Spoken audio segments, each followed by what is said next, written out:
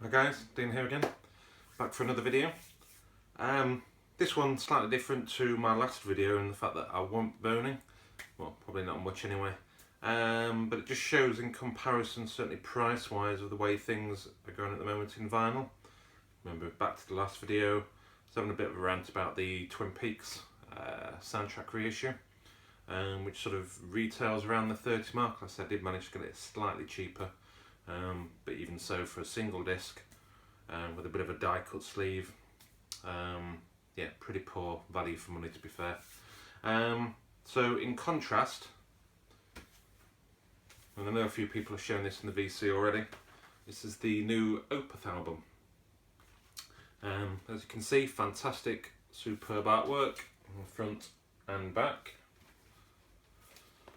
We have a glorious gatefold sleeve as well. And again, there's two inserts, both with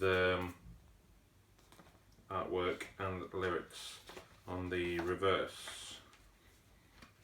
And it's a double album. Let's get this.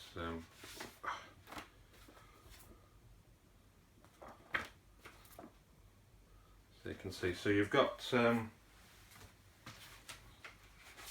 two discs in there. I'll take out the other disc. So we're looking at a double album.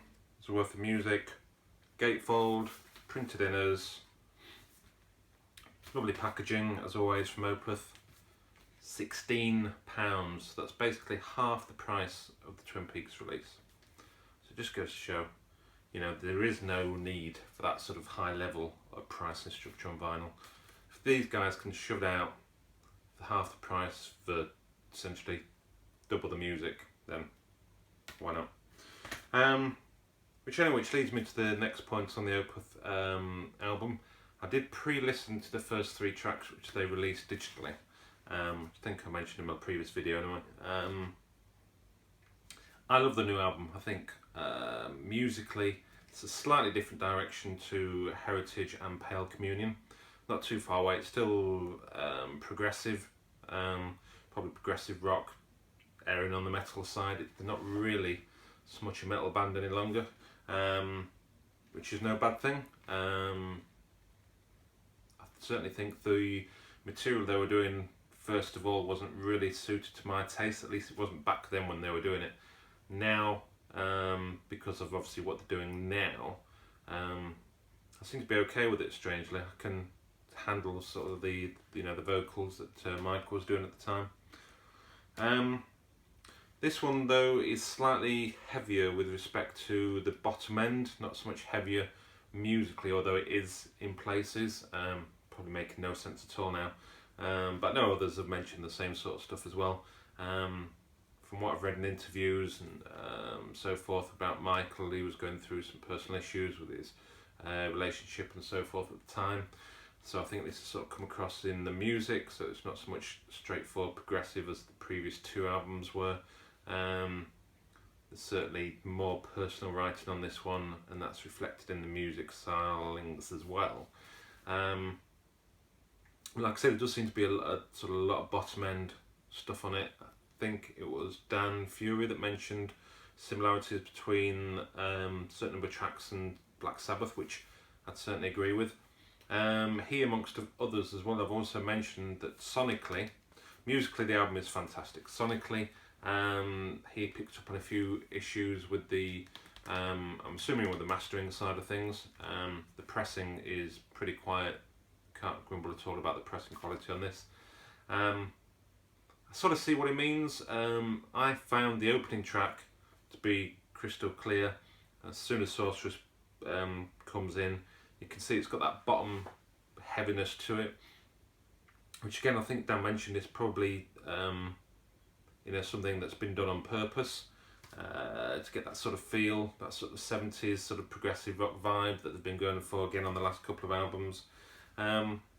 Does it detract from me? No. Again, there's a couple of extra tracks on the album on side 2, or essentially side 4, which again sonically are completely different. So you can tell they've been sort of bolted on the end, I think, rather than being part of the album. But yeah, I mean, if you're an Opeth fan, you're going to buy it if you haven't already anyway. For me, I don't really have an issue with the sound quality in this. I think it's a fantastic album. It's one that's grown on me a lot as well. I mean, not quite sure if I'd say it's better than Heritage or anything, but for me, it's definitely a cracking album. So much so, I bought this. This was the black vinyl version, as you saw. I also decided to purchase the box set. Now, when I purchased this, a few guys have shown the wooden box set. That actually wasn't available when I purchased this, so hence why I've got this one. Just out of interest, this was around the same price as the Twin Peaks soundtrack. Okay. This is a box, guys. Death Waltz, listen up. The main reason I bought this was for the 5.1 mix, which I was really interested to hear. So in this you get the CD of the album, so it's a double CD, similar sort of package and so forth. You get the 5.1 mix of the DVD, which I haven't listened to yet actually, but I'll try and get that later on today. We also have, I'm not sure if the contents are the same as what they were on the other one. I think Nuclear Blast did that direct, so I got this direct from Opeth. It's like a piece of paper with the Opeth watermarking. I don't know if you'll see that on camera, which is quite nice. Correct, Opeth's next song on that piece of paper. I have a print with the band picture on the reverse. I have a nice big poster which I won't bother opening, and you also have the vinyl which I have opened purely just to see the colour. Or nothing else. This was I think it was classed as rosewood, which again I'm not sure, it's quite poor light here today. Rosewood sort of colour, mahogany. So yes, so again that's nice little package for what equates to not a huge amount of money for the extras. Like I say, I mainly got it for the 5.1 mix. Although again, reading a few sort of online comments, I don't think there's a huge use of the additional channels on there. I think maybe it'll just give it a bit more of a vibe, an overall sort of feeling of what they were trying to create on the album. But we'll see. I'll give it a listen anyway. I mean, the vinyl is my preferred format of choice. I know it's not very often I'll listen to CDs or DVDs for that matter. So anyway, again, fantastic product. Can't grumble with the pricing. Got them both together. The only problem with Opeth Direct was the fact there was about a week's delay on the dispatch, which is a bit annoying, but so I had to wait a week behind everybody else.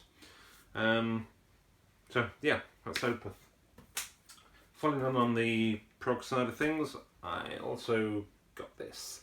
I also already have this. This is Nectar, Remember the Future. My copy's okay, there's nothing wrong with it, but I picked this one up. It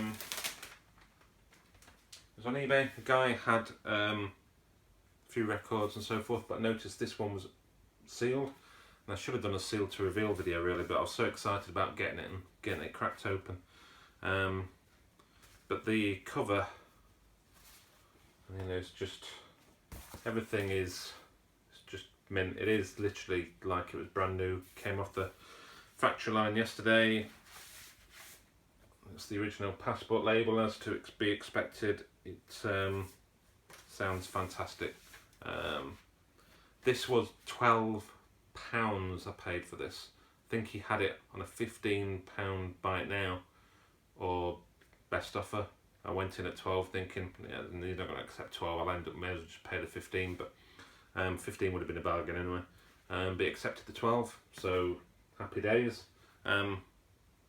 So this for me is the bargain find of the year so far. I don't think I spent about £12, and I don't think before the end of the year I will.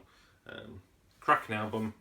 Been a long time fan of Nectar, since the days when Iron Maiden covered one of their songs, which I think was on the Tab in the Ocean album, if I remember rightly. But yeah, cracking prog rock, krautrock, as I seem to get bundled into sometimes. Next we have a couple of Jimmy Eat World albums. So this is Clarity, which is on the SRC Capital label. So it's pressed by SRC in the US, and I've been meaning to pick these guys up for a couple of months now. But then my local HMV, this is Futures, so as you can see, SRC as well. My local HMV had them both in at a discounted price. I think very similar to that, so they're probably around the sort of 12, maybe 10 mark even. They were quite low, they were pretty much half price essentially. Obviously just trying to clear some stocks. Sadly they didn't have the other SRC pressing, which I can't remember what it is now. The Clarity and Futures, I think it was the one that Army and just showed, Audiophile Laws. I think that was the one that they were missing.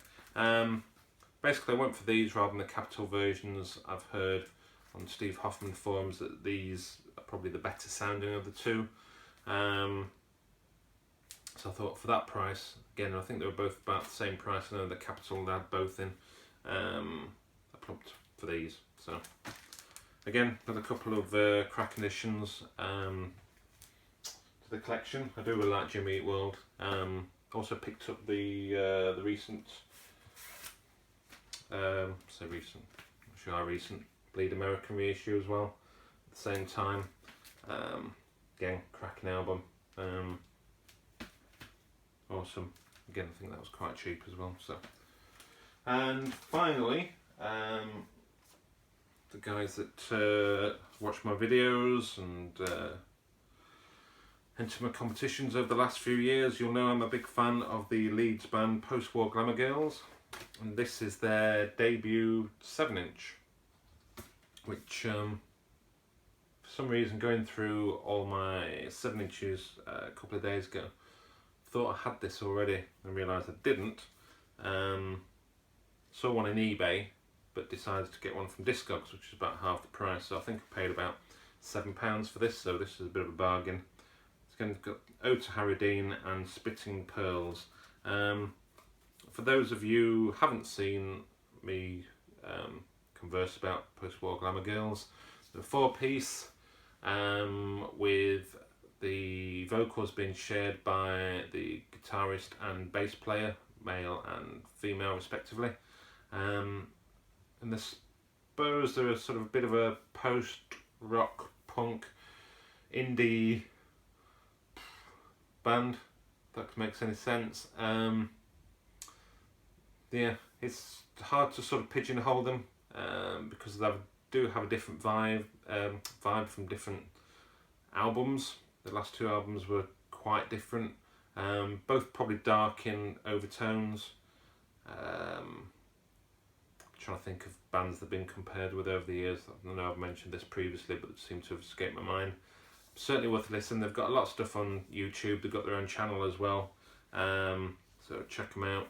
That's the custom label there. So really happy to get that. That completes my 7-inch and my 12-inch collection of Post-War Glamour Girls. So shocked I didn't have it actually, but there we go. Have it now. Right. Thanks guys, I think that's about it for now. Catch you later. Thanks for watching. Cheers.